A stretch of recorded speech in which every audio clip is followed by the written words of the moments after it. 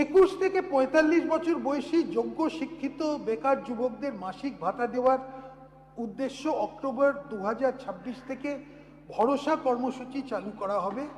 এই স্কিমে গ্র্যাজুয়েট বেকারদের জন্য 3000 টাকা, অন্যদের মাসে 2000 টাকা ভাতা দেওয়া হবে।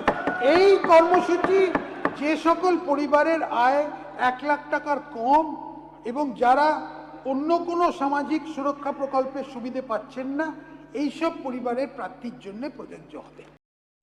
তো এইখান থেকে আমরা যেটা জানতে পারলাম, এখানে কয়েকটা নোট করে রাখার বিষয় আছে যে গ্র্যাজুয়েশন যারা কমপ্লিট করে দিয়েছে তাদের জন্য 3000 টাকা, আর বাকি যারা আছে, যারা এইচএস পাস বা মাধ্যমিক পাস আছে তাদের জন্য 2000 টাকা। কিন্তু এখানে মেইন ব্যাপার হচ্ছে যে মান্থ ইয়ারলি ইনকাম, ফ্যামিলির ইয়ারলি ইনকাম 1 লাখ টাকার নিচে হতে হবে, এবং যাতে ফ্যামিলির যাদের ফ্যামিলির যদি কেউ মানে কোনো রকমের ফ্যামিলির যদি কেউ কোনো রকমের ভাতা না পেয়ে থাকে তবে সেটা অ্যাপ্রুভাল হবে।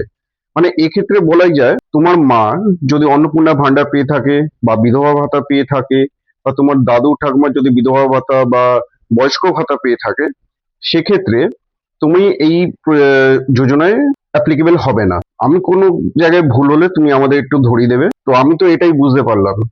তো দেখা যাক, আপাতত বলেছে অক্টোবর থেকে এটা চালু করা হবে। এবার কি চালু হবে, ফর্ম চালু হবে না অ্যাপ্লিকেশন চালু হবে না তোমার টাকা ছাড়া হবে, সেটা কিন্তু ক্লিয়ার করে বলেননি। তো অবশ্যই সরকারি নোটিফিকেশন হিসেবে সমস্ত কাজ হবে, তো অবশ্যই অপেক্ষা করতে হবে। তো তো এই ধরনের ইনফরমেটিভ ভিডিও পাওয়ার জন্য অবশ্যই আমাকে ফলো করে রাখো, এবং যদি ভিডিওটা ভালো লেগে থাকে অবশ্যই সবার সাথে শেয়ার করে দিও।